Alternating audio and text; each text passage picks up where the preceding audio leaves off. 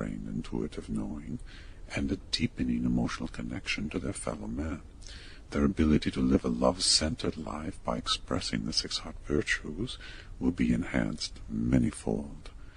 This core group, having already developed the habits of fluid understanding, relaxed perceptions, and an unbreakable trust in the benevolence of the universe and its superintelligence, will have new creative powers because they will operate as one and not as individuals. At first, this operation will be murky to all but a few. Perhaps 1 out of 3,000 will feel it and see it. And I'm speaking of the 3,000 being from the group of the 10 to 12 million who are operating on those higher frequencies. So these small fractional percentage will see it and feel it in the coming years, and more will activate and become aware of this collective intelligence as well, as it becomes a very powerful co-creative entity of its own accord. Now, those who live in fear-based realities will, for the most part, have their fears amplified, as these incoming frequencies and radiations create a pace of change that makes for hardships in their life. Emotionally, they may even become more disconnected and withdrawn. So you see, 2012, it really represents different experiences for different states of consciousness. It will not be a singular event, like a solar eclipse that can be seen in most parts of the world. But quite frankly, no one really knows what it will be like with any precision, as it has no exact likeness, and its final chapter has not yet been written. So in this, the final chapter, we are all playing improvisational roles.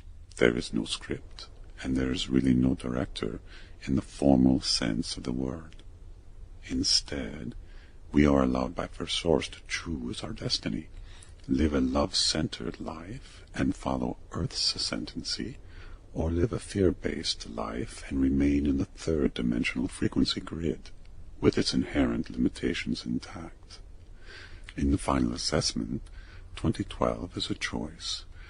Only those who are willing to undergo a fundamental revisioning, a new perspective, let's say, of the nature of reality, and open and avail themselves to the power of collective intelligence and how this intelligence restructures the face of humanity.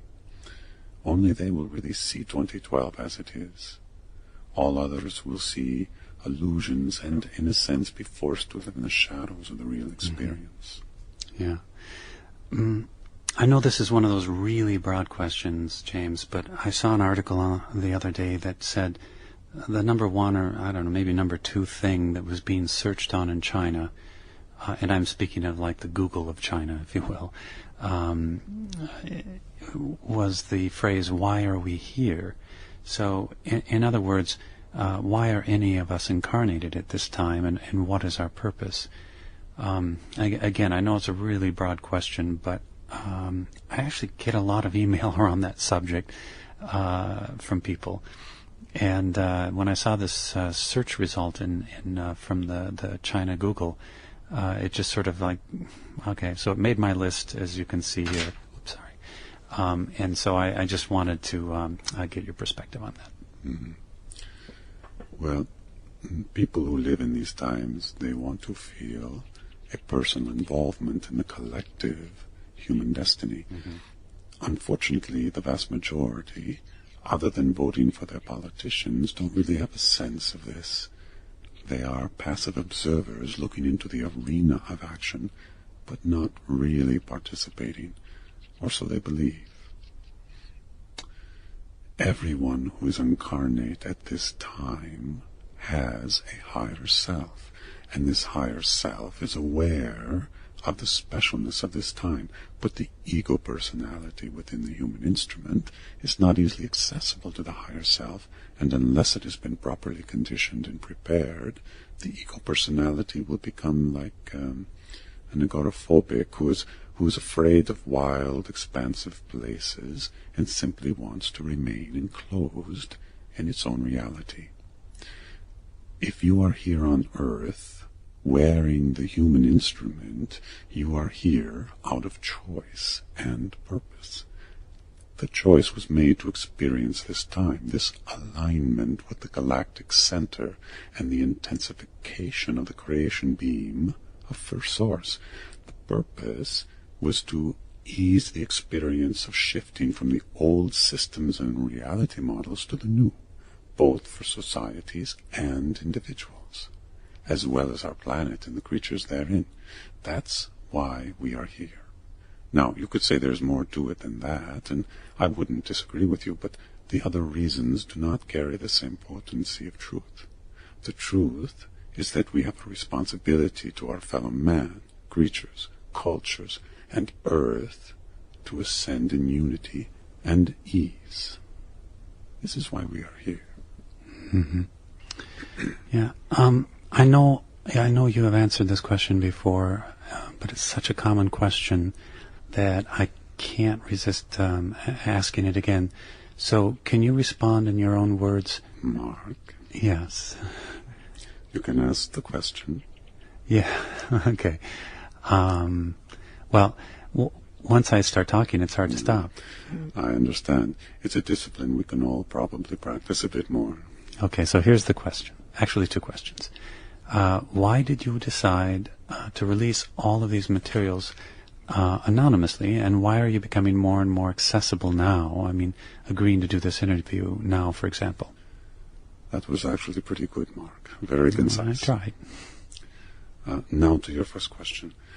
I would say that the main reason representatives of the LTO do not choose to be visible is that they prefer, as part of their mission, to shine the focus onto the materials itself, not their personalities.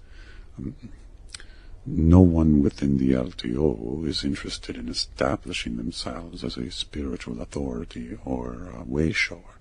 We are actually quite reticent in this regard, because we well understand that at this stage of humanity's awakening, it's truly about cooperative intelligence, not the singular personality. There is no Messiah who will be leading this event this time. It is too profound a shift for any one individual or organization to orchestrate, or even hope to orchestrate. Nor is it desirable at this stage in the evolution of humanity for it to depend on a human or angelic or even godly personality. It creates separation, similar in the way that money creates the haves and the have-nots. As I said before, there is a co-creative entity that will be birthed in the coming years, and this entity is the collective of millions of humans who have learned to access and transmit the higher frequency emanations of First Source within the human domain. These frequencies will interpenetrate everything in this realm, marinating even the physical structures in its higher vibratory field, and as a result, stimulating all life to a new vibratory rate. The LTO is here to share encoded materials to help facilitate this activation of this collective consciousness. It is not necessary for me to go on the lecture circuit and promote books and so forth in order